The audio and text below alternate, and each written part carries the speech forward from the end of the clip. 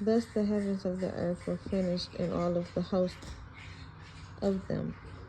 And on the seventh day God ended his work which he had made, and he rested on the seventh day from all his work which he had made. And God blessed the seventh day and sanctified it, because in it he had rested from all his work which God created and made.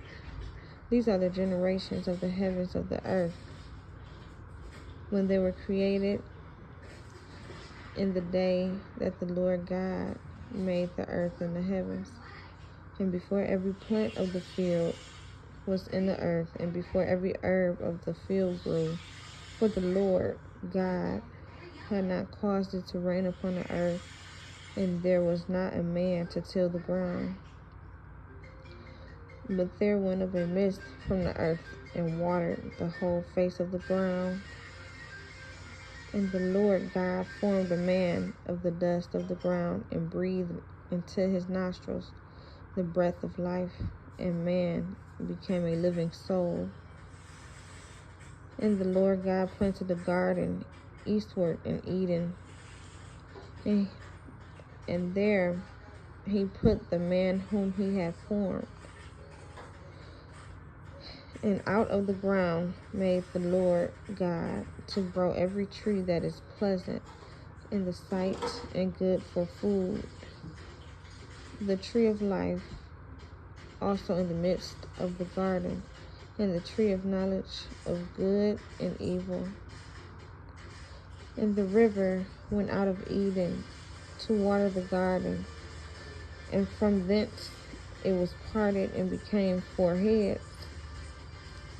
The name of the first is Pishon, that is which compasseth the whole land of Havilah, where this is gold, and the gold of the land is good.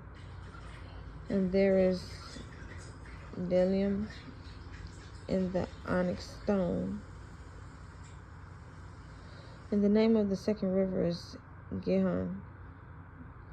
The same is it that compasseth the whole land of Cush. And the name of the third river is Hiddekel, that is it, which goeth toward the east of Assyria. And the fourth river is Euphrates. And the Lord God took the man and put him into the garden of Eden to dress it and to keep it. And the Lord God commanded the man, saying, of every tree of the garden thou mayest freely eat, but of the tree of knowledge of good and evil thou shalt not eat of it, for in the day that thou eatest thereof thou shalt surely die. And the Lord God said, it is not good that the man should be alone. I will make him a helper meet for him. And out of the ground the Lord God formed every beast of the field and every fowl of the air, and brought them unto Adam to see what he would call them. And whatsoever Adam called every living creature, that was the name thereof.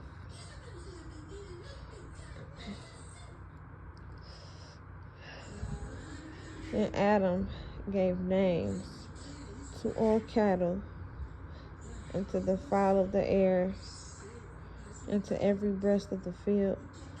But for Adam there was not found a helper meet for him.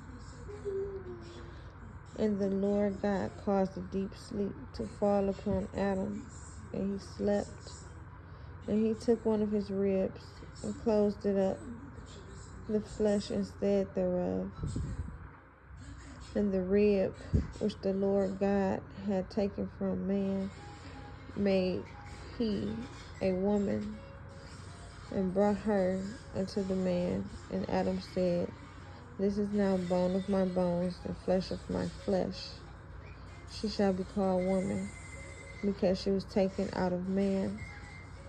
Therefore shall a man leave his father and his mother, and shall cleave unto his wife, and they shall be one flesh.